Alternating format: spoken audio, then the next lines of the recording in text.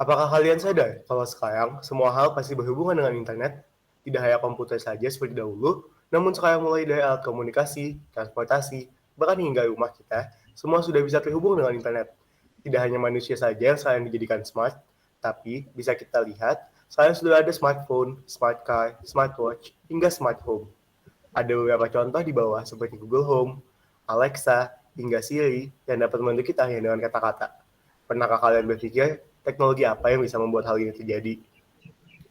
Pada kesempatan kali ini, saya Muhammad Nasrullah Ibana Ismail dan teman-teman saya, Pranawa Dinanta Adiarto Putra, Rafif Prasetyo, Fatah Hibunayo Sitorus, dan Muhammad Rizky akan membahas makalah kami yang telah kami integrasikan dengan tema keamanan pengguna teknologi smart home berbasis Internet of Things. IoT. Apa itu IoT? IoT adalah suatu konsep tentang alat-alat teknologi yang terhubung dengan alat teknologi lainnya.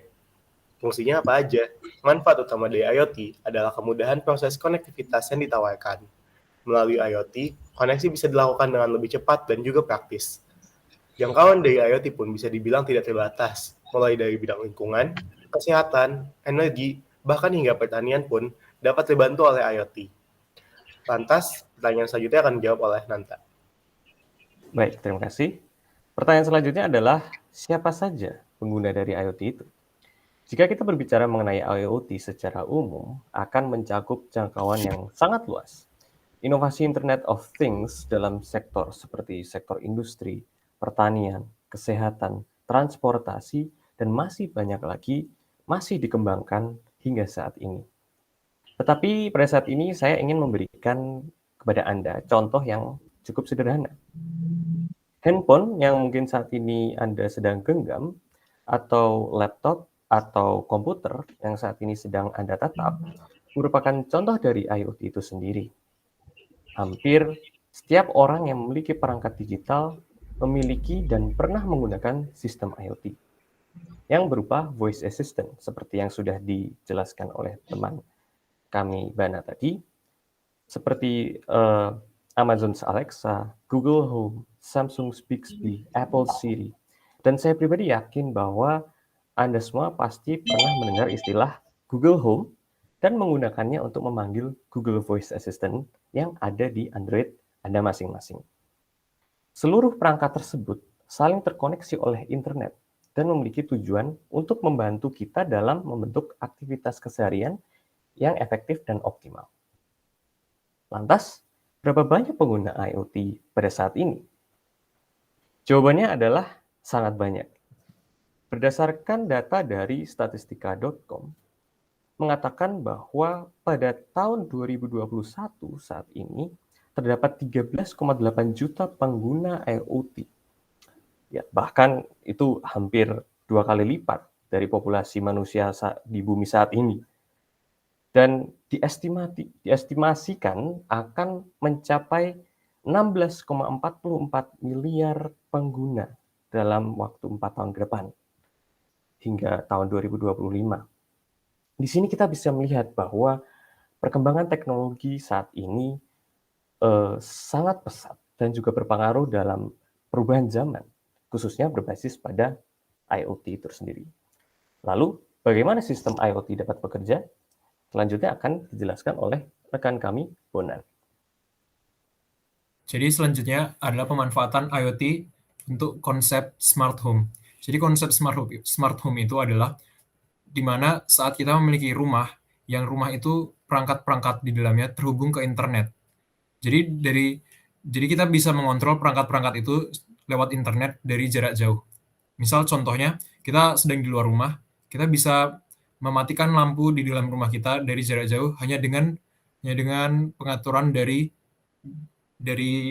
handphone kita. Ya, terdengar sangat menakjubkan kan? Tapi sebenarnya cara kerja dari IoT ini tidaklah terlalu rumit. Ada 3 unsur utama yang perlu diperhatikan untuk menjalankan IoT smart home ini. Jadi yang pertama itu adalah tentu saja perangkat di rumah kita. Perangkat di rumah kita itu akan dihubungkan ke router atau home gateway. Nah, jadi perangkat ini akan menerima informasi-informasi di sekitar rumah kita, kemudian akan dikirimkan ke router rumah. Dari situ router rumah akan mengirimkan ke home server lewat internet. Nah, jadi di home server ini informasi-informasi yang telah diterima oleh perangkat kita akan bisa disimpan dan bisa diolah untuk digunakan ke depannya. Nah, jadi hanya sesimpel itu cara kerja dari smart home ini. Tetapi ada sisi kurangnya juga dari smart home ini, terutama di sisi keamanannya. Dan itu akan dijelaskan oleh rekan saya, Rafif.